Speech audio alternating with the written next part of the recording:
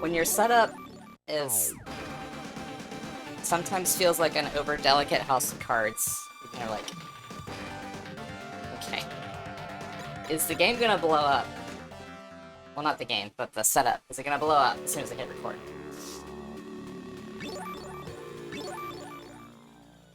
Okay.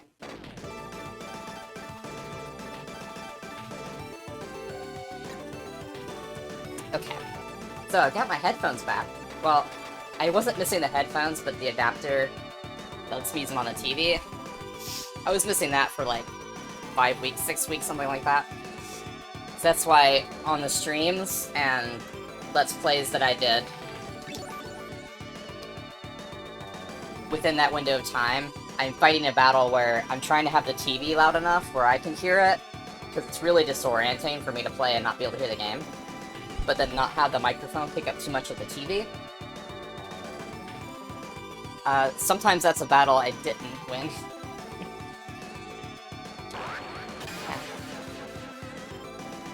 We're back, and I can enjoy full stereo separation.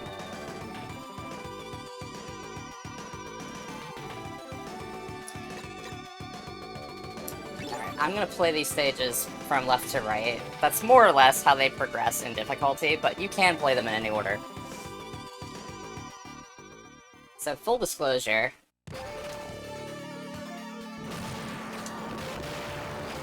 I thought it would be really cool if I could solo the game on hard for the first time for this episode.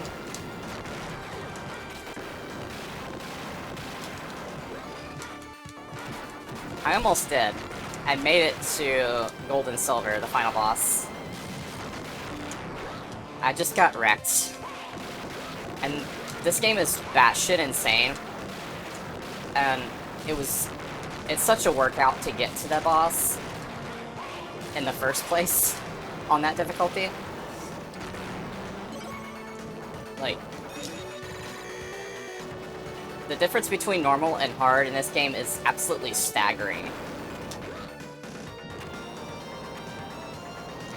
Compared to, I think, most games when you switch difficulties from the default to the harder setting. Like, this really just... it just goes nuts.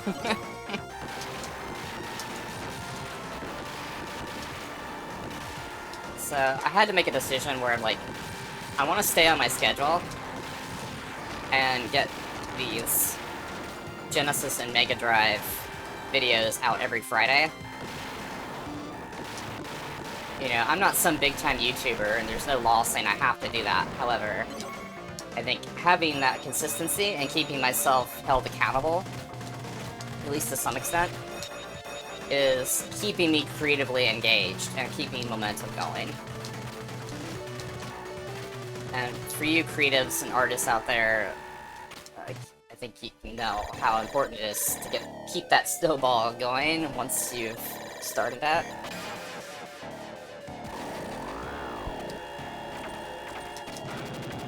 Now, to circle things back to the beginning of this playlist, when I was kind of setting the stage and explaining like what I wanted to accomplish with this playlist, but particularly those first 3 videos, although I'm glad that I convinced myself to publish them, because if you're a perfectionist and constantly think, oh, I just need to keep tweaking it and editing it to get it right. Like, if you think you're going to get it perfect on the first try, you're wrong. Not even the most talented and creative people in existence are going to get it perfect the first try. Like, yeah, sure, someone like Neil Gaiman, their first draft of a book might be better than the first draft of a lot of people, but it's still gonna be shit. As my favorite teacher at my community college said, you have to give yourself permission to write crap. He was talking about novel writing, but this applies to any creative project. Every garden has to start with fertilizer. So, you have to give yourself permission to be terrible to an extent. I mean, you still want to put your best effort out there that you can, but... Like, if I hadn't let myself go ahead and let a couple of rough videos fly, you know, I probably wouldn't be doing this. And the same thing with my first book, like, if I hadn't said that it's okay to have a terrible first draft, because guess what? You have a draft. Up to that point, I was obsessed with, no, I gotta get it perfect the first try, and then I never had a finished product.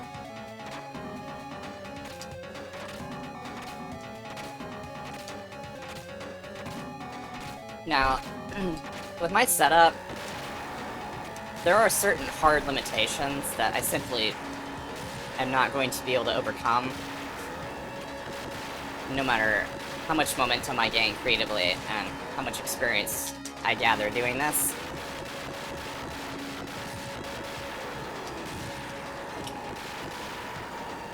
There are certain things that I accept and lean into as far as limitations. Like, obviously, I'm purposely playing old games on old hardware.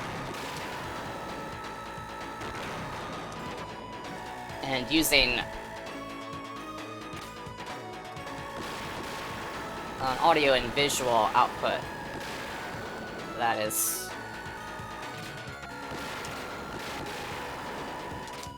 very much outdated by most sensibilities.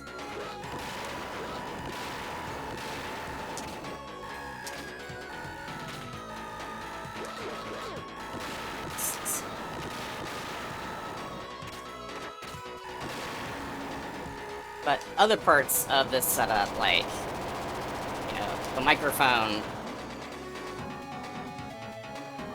I mean, it's better than the built-in mic on the laptop, but still, you know, it warrants an upgrade.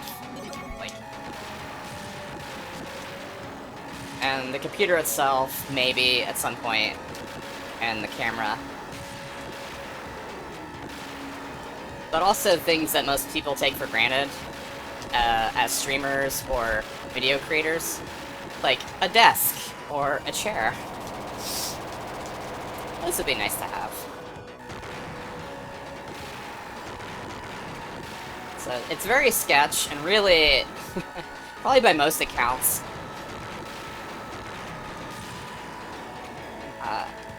I should be looking at this rig as like, what the hell are you doing? Are you nuts? You're trying to run a show off of this? Why, yes. Yes, I am.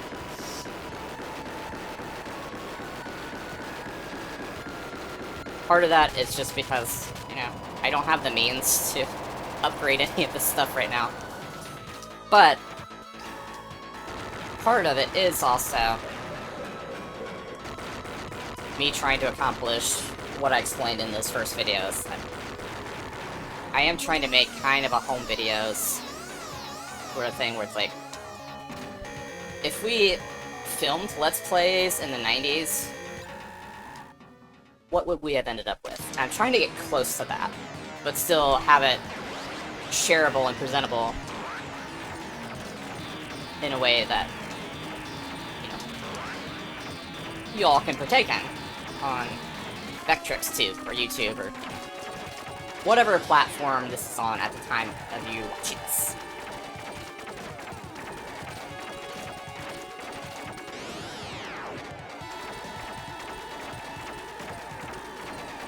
And I want this to be a fun and interesting slice of my life, something that maybe has a chance to survive me when I'm gone, or maybe if I'm still alive but no longer have the physical ability to play these, which makes me intensely sad to think about. But as I feel the early onset of what is probably arthritis, and as someone who has spent a lot of their life thinking about mortality, you know, I'm staring a lot of these things in the face. as I challenge myself with these games, I'm also, I feel like in some ways staring my own mortality and limitations in the face as well.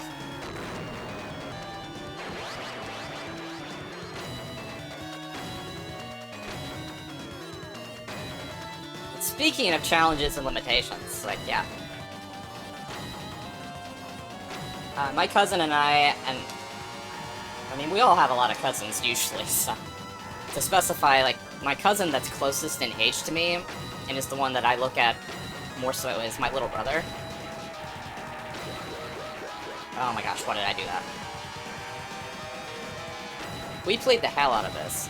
Now, he was a Super Nintendo kid for a while, and honestly, I was jealous, even though I was one of those kids that, at the time, would give in to playground arguments of, you know, who's better, Nintendo or Sega? Of course, Sega fangirl here, but I wouldn't admit it at the time that I was actually jealous of the Super Nintendo. It's like, oh, he gets to play Super Mario World and Donkey Kong Country.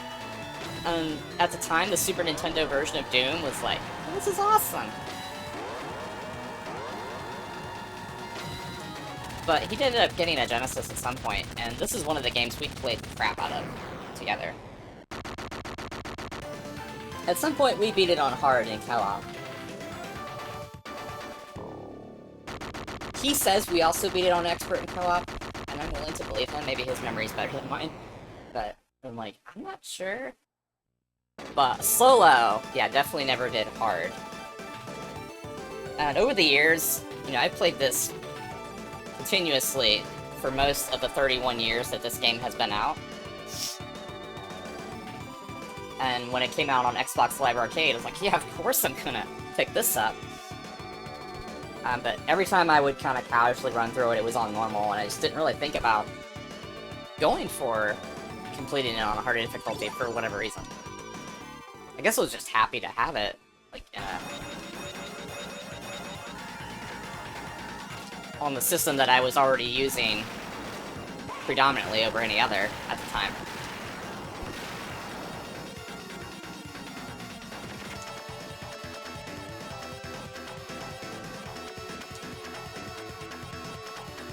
But yeah, this game is hard. But what a wonderful work of art, like, and this was Treasure's first game. Like, Treasure started out as a bunch of, I don't know if it was entirely, but if not 100%, then it was mostly made of former Konami developers. And imagine, like, you break off and start your own development company, and your first game is Gunstar Heroes on Genesis and Mega Drive. It's like, okay, talk about starting off at the top of the food chain. And then Treasure only went up from there. It's like, really now? That's incredible. What am I doing?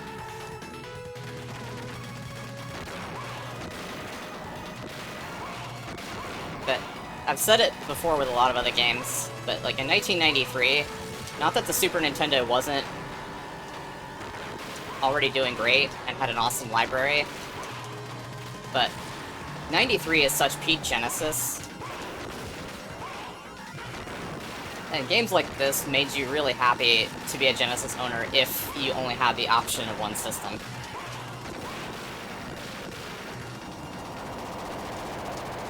But what hit me? Oh well. Like, look at that beautiful parallax scrolling. Like, visually, this game is such a tour de force. But also audio, like... And I guess I spent too many years playing it in mono, and I don't know what was up with the modern re-release, but I didn't hear stereo separation like this. Now that I'm running stereo cables from the Genesis, it's like, I'm picking up, like, layers to the composition that I didn't even know existed for all these years. Like, this is incredible.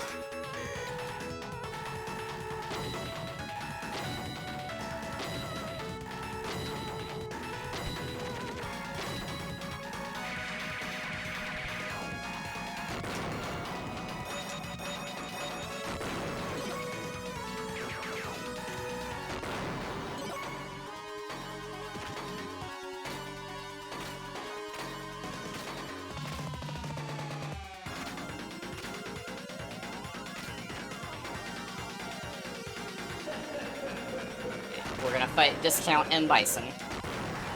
Or I guess discount Vega, depending on your region.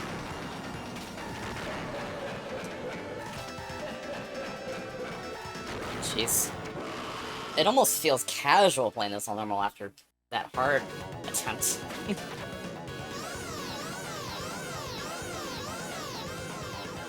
I almost feel like there should be a difficulty somewhere in between normal and hard.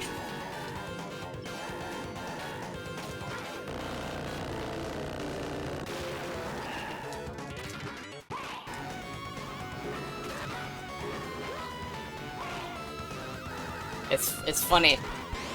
Throwing him on the chopper does more damage than throwing him off of it. I don't know.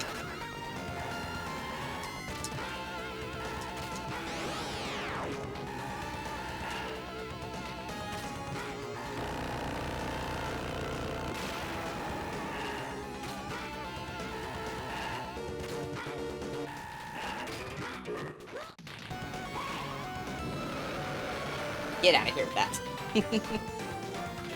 So look at that, like, cool, like, semi-rotation effect. Like, the stuff that some of these devs were able to do with the Genesis, even though it doesn't have hardware-based sprite scaling or rotation, was beautiful.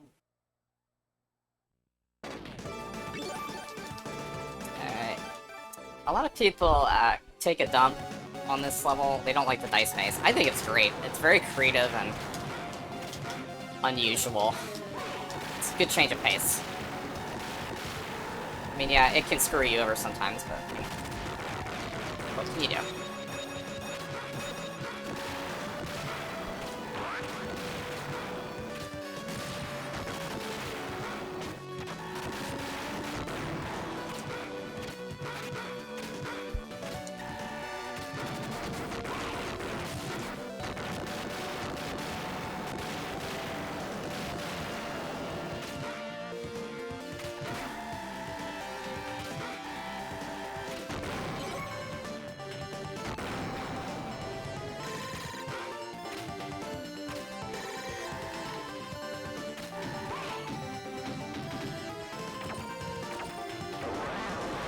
Okay, let's fight.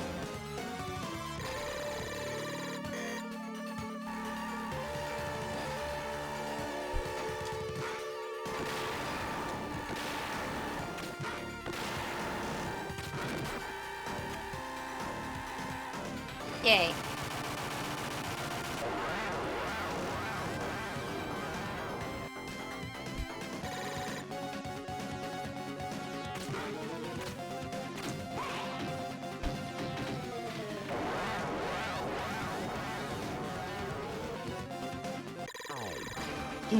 Okay.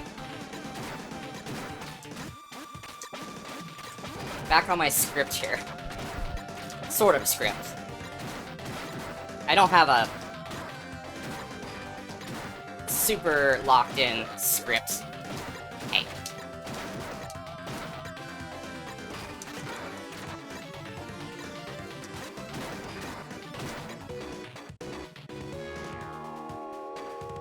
But, of course, one of the things I wanted to discuss while I have it on my mind is, yeah, this is the season finale, as you've already noticed immediately. So, it's literally the end of the season here in the Western Hemisphere, Northern Hemisphere, however you want to slice it. Now, for some people, the beginning of September, they just call that the beginning of autumn. I don't know when that started, but like, I always go by celestial events, so... As of me filming this, we're not quite at the autumn equinox, but by the time you're watching it, it should have already occurred. Or very close to it. So I figured, well, okay, it's literally the end of the season, but I've always kind of fancied the idea of having my own TV show, like, you know, growing up on Star Trek, be like, wouldn't it be cool if I did my own Star Trek show? Or something similar, like, so. So yeah, I figured we would, especially this particular playlist, do it by season. Because unlike some of the other stuff, which is just like raw gameplay, like just in its own context, not part of any larger canvas of work. Or my streams, which tend to be self-contained events.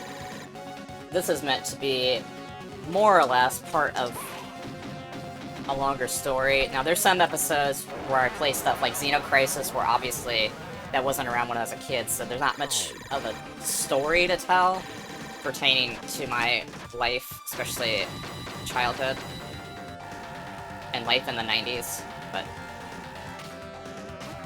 still, I figure, like, still belongs with other Mega Drive playthroughs.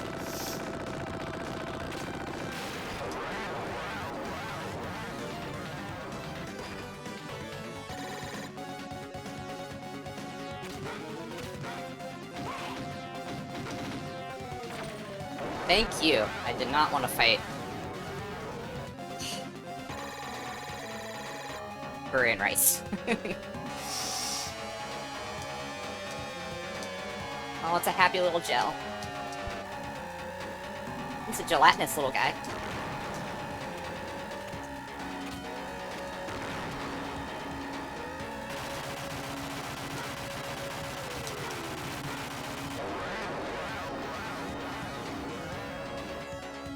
Yeah.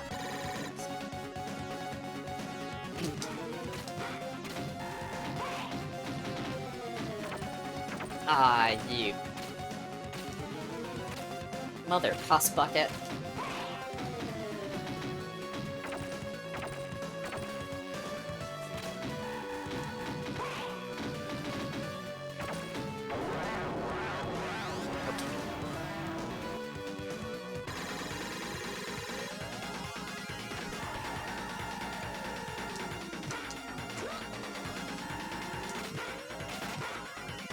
He's a little guy, but you don't underestimate him.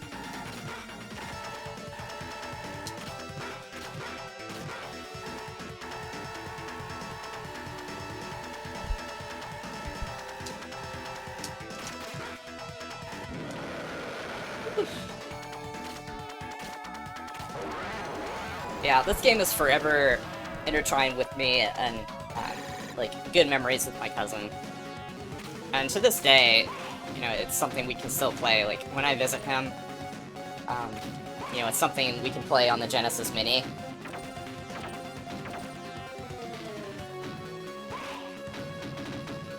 And have a good time.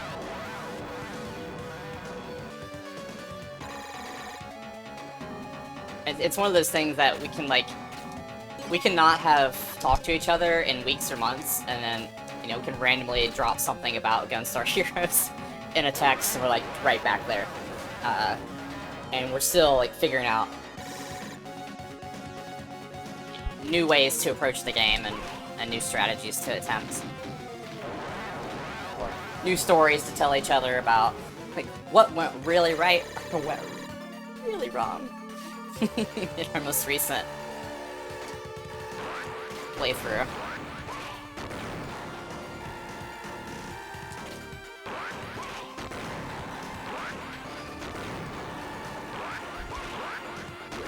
And this was one of those games that I guess I had grown up just enough by that point to be a little bit more willing to lose and see the game through to the end.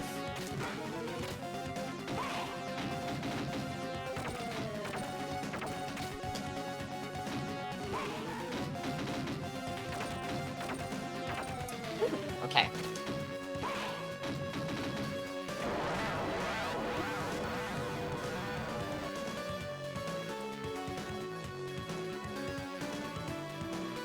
Oh look, looks like there's a little cow in the background. That's cute.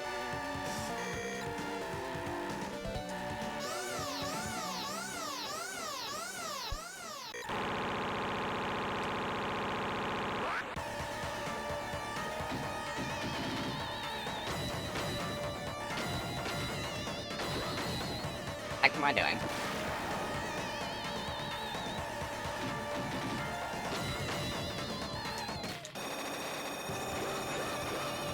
I didn't get to my corner fast enough.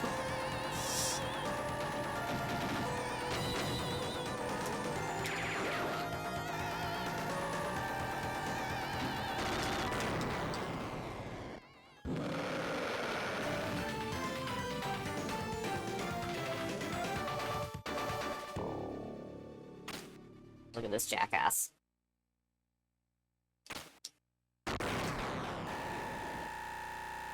That's what you get for your deceptions.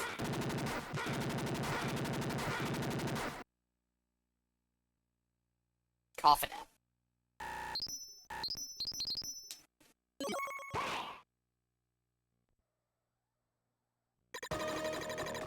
Oh no, they tied up Doc Brown.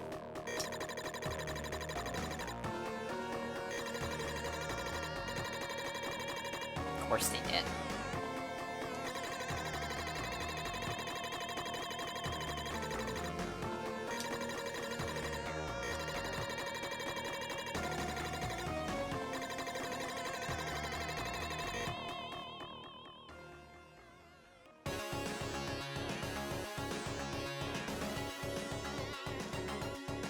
We're just gonna soak in this music.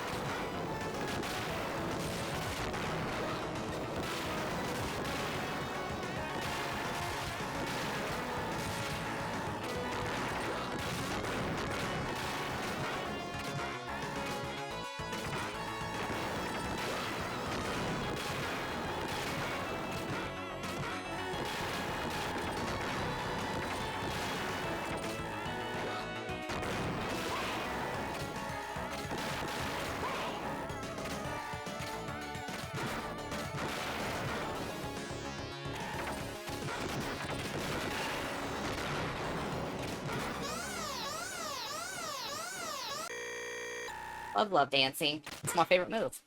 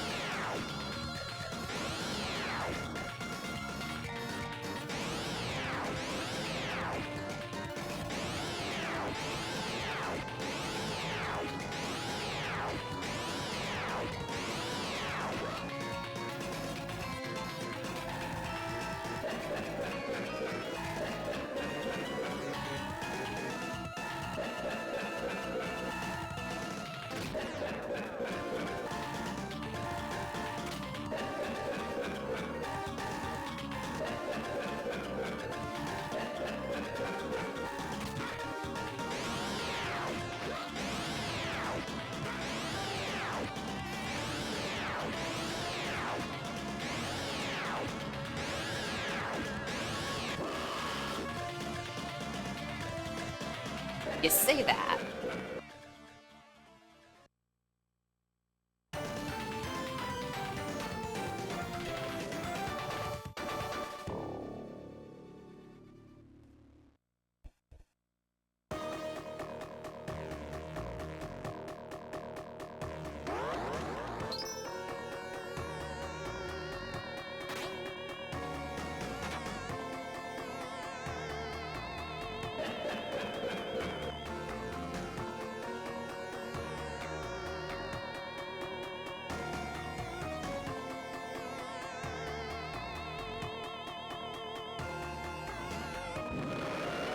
Never underestimate the little guy. Or guys. Or gals.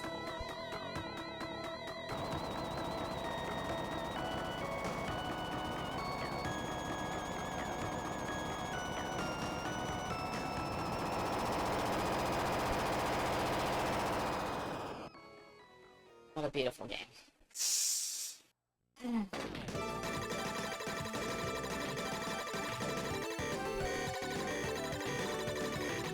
Oh, look, I just found a spaceship for you.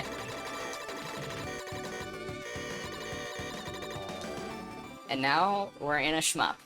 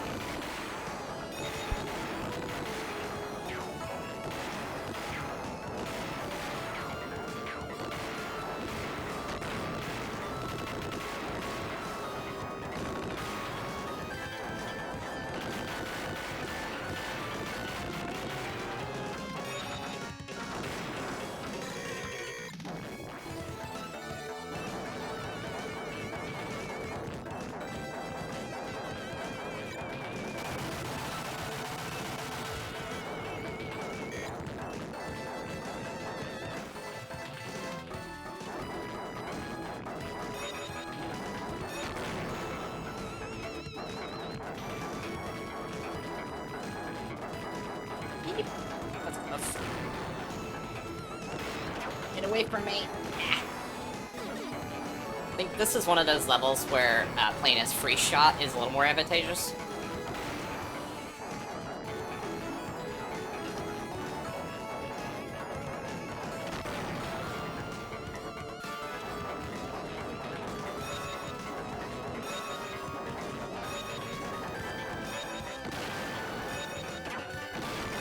Yeah, because you have to stop firing to readjust your aim when you're playing as fixed shot. It's like problematic.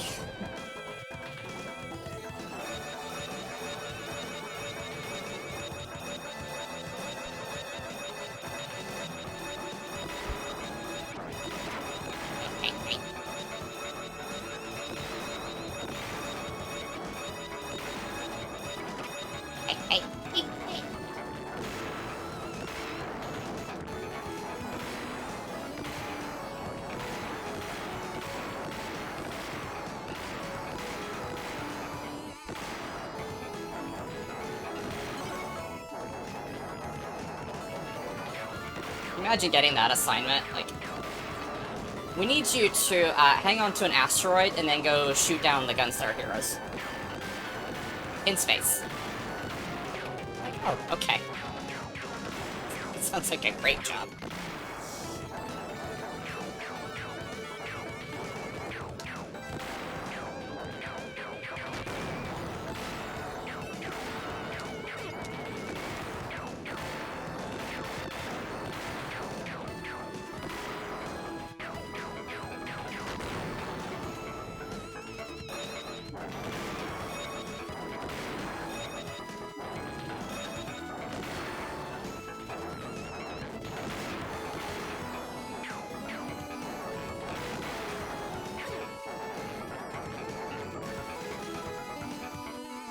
Look at all those beautiful stars and that parallax scrolling.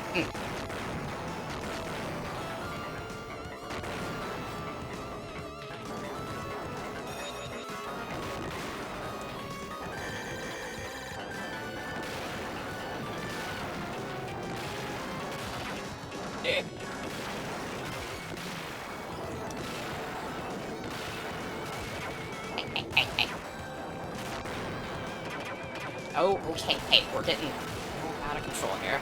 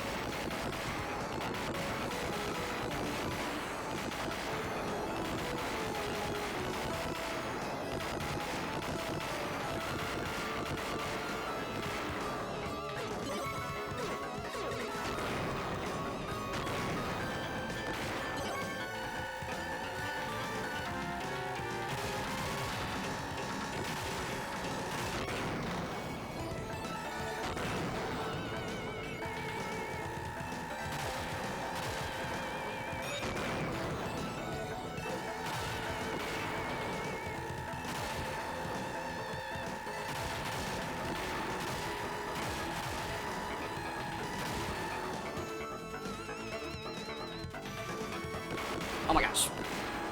Oh my gosh. That took off so much health.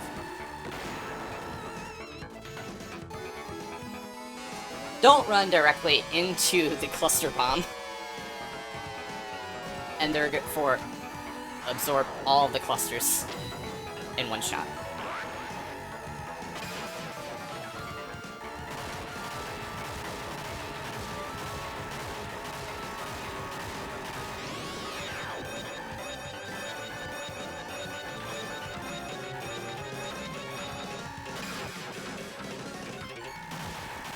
Shoot me, I dare ya.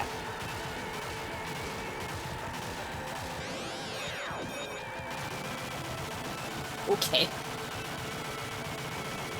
That's one of those bosses that the difference between normal and hard is like, it's almost one of those night and day things.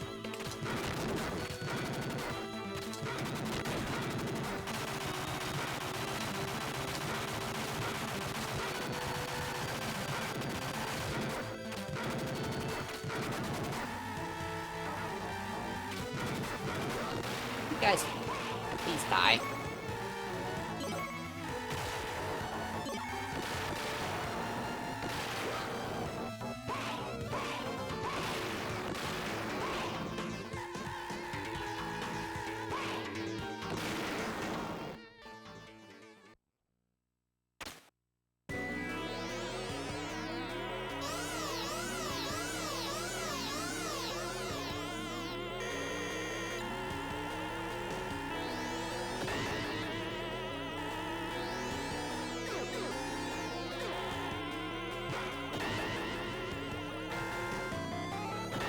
And like the scaling effect, oops, it's super cool, considering it's all in engine.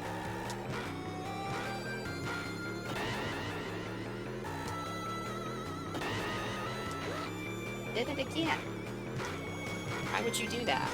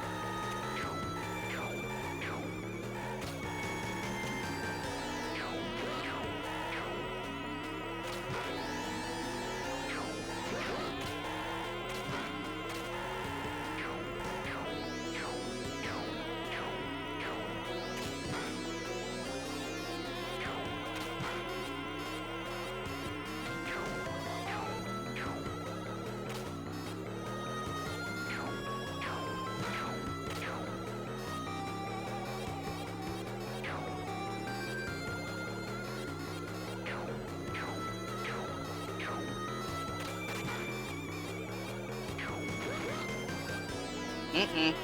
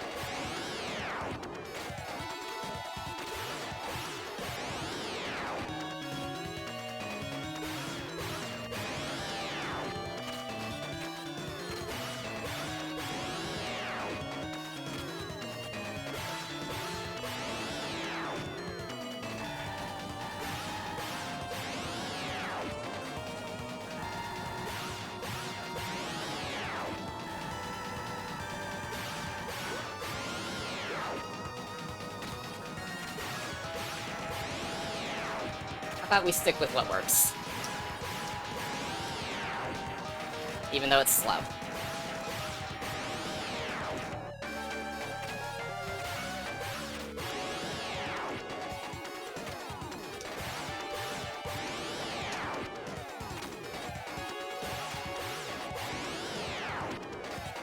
Painfully slow. The force gun would be chewing through them a lot faster at this range, but... Or even the chasers. The chasers are weak, but, you know, obviously it's a bit more of a fire and forget situation.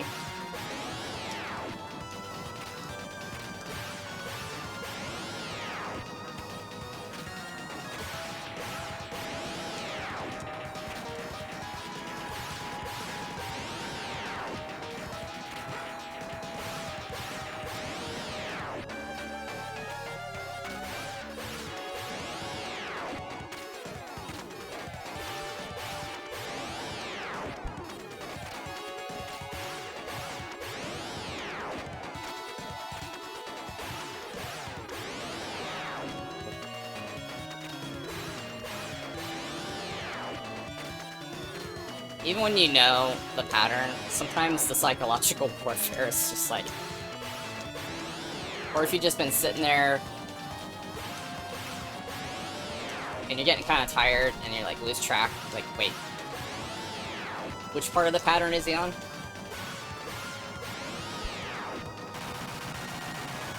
But the boss has been defeated. Take that, core guard system.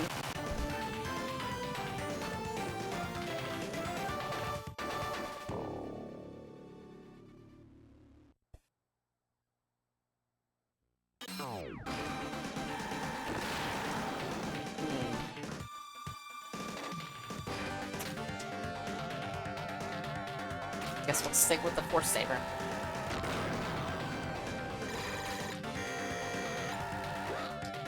Oh, that's not a good way to start the fight. Oh, jeez.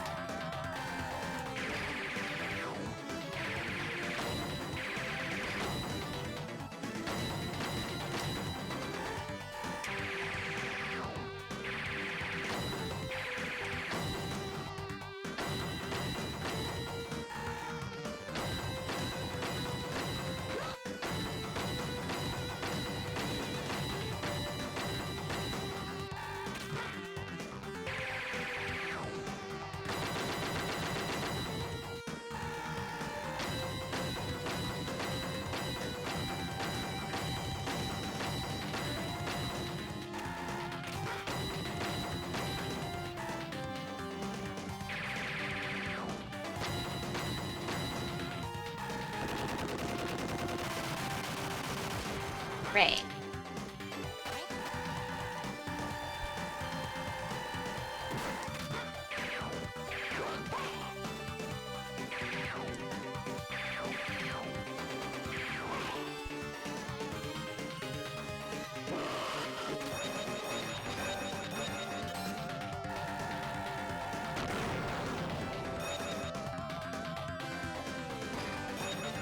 I really enjoy the little visual storytelling of this. Like, you know, we're watching the battle from the bad guy's perspective. On their evil villain viewing screen of omniscience.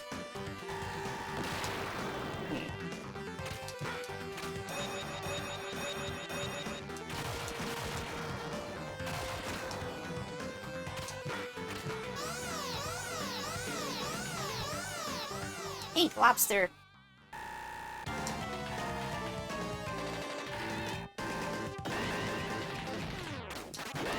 Oh, come on. Come on. Let me do a Ninja Gaiden move.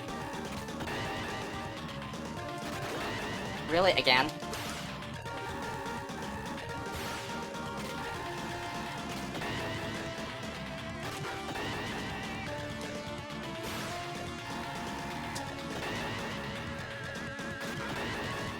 You stop that jumping move.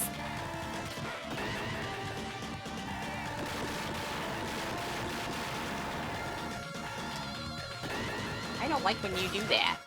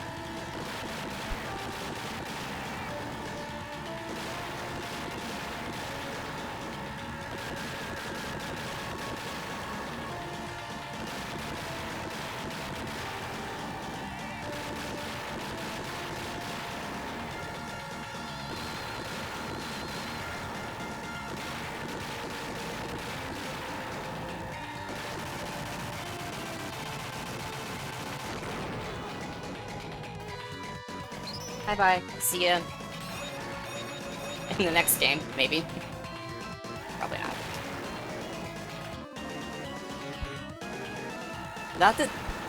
That this isn't a huge franchise like Contra is staggering. Like, I mean, there was a Game Boy Advance game, but...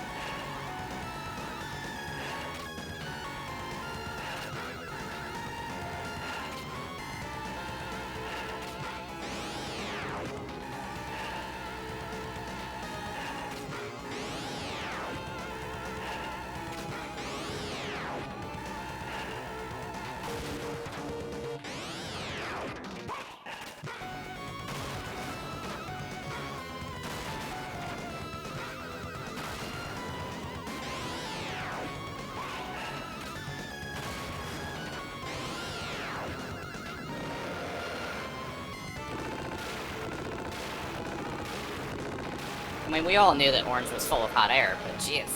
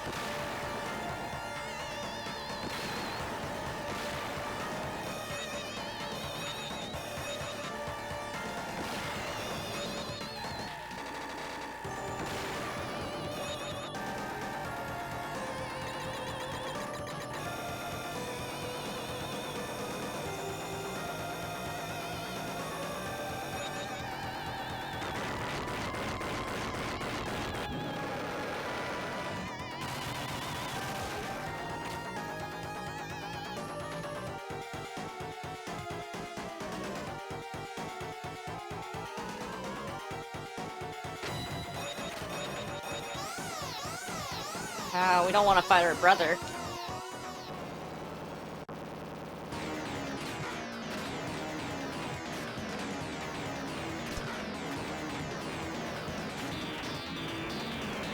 Green's cool. He's like the Green Ranger. And not just because he's green, but it's like, he's got that, like, cool, like... It's like he's just a little edgier than the other Gunstars. But, like, still a good guy. And like, but he's been brainwashed. And put under some kind of spell by the bad guys. It's like, no, green.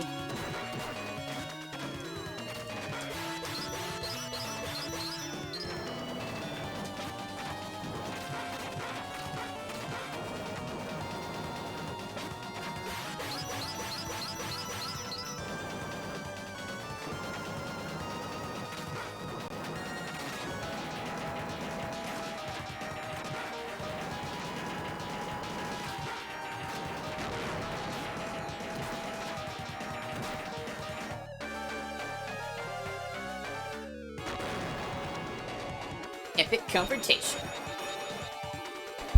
That's such a cool storytelling trick. I love it.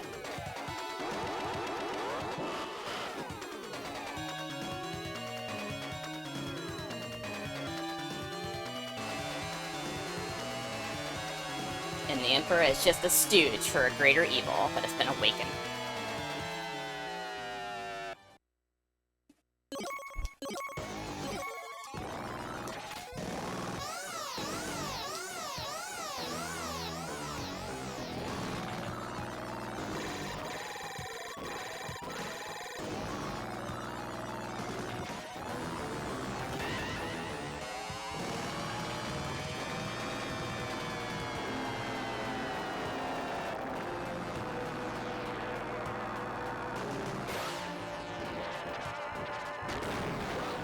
Oops. Oh.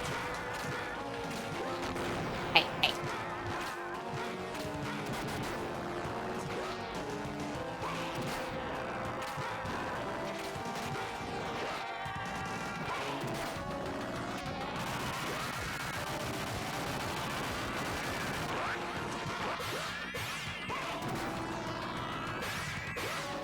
What the heck's going on?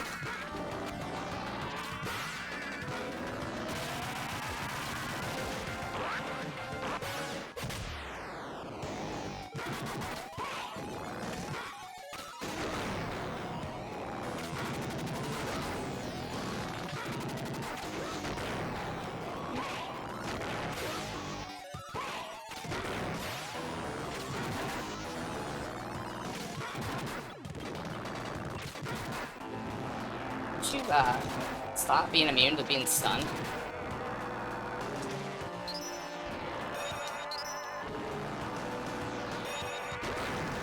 Oh my gosh. Oh my gosh, come on, stop it.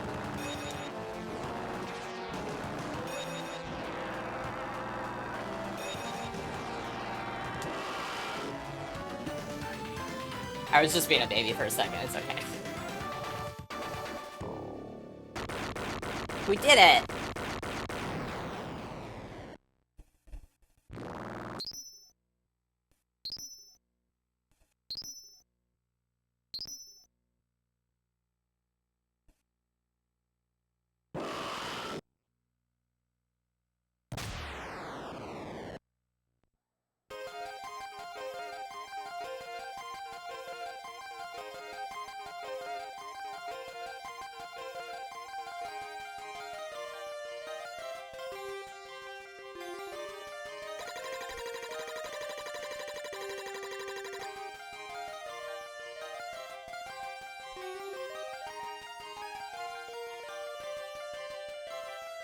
For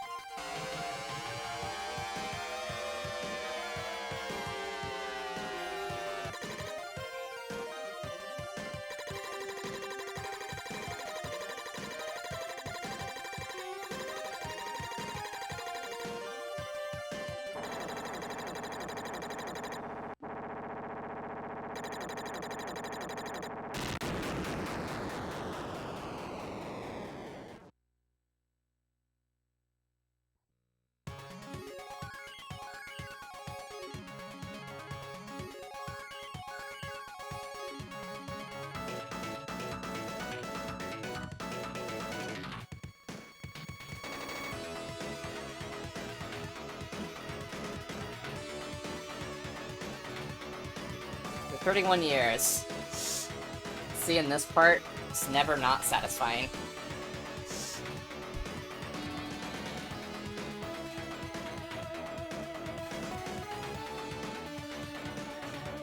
Well, there is gonna be another video. Not another Let's Play like this, but kind of a wrap-up video for the season. But I still want to take the moment to thank everyone for watching and supporting my endeavor. I know it's rough around the edges. Sometimes on purpose, sometimes not. But I'm glad you all have been enjoying this little corner of the internet that I'm slicing out. That's endeavoring to be the opposite of all this procedurally generated AI slop and influencer cringe and fake hyper-reality that is now the modern internet.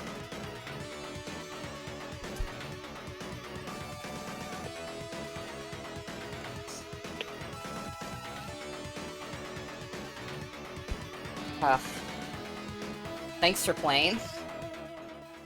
Thanks for watching.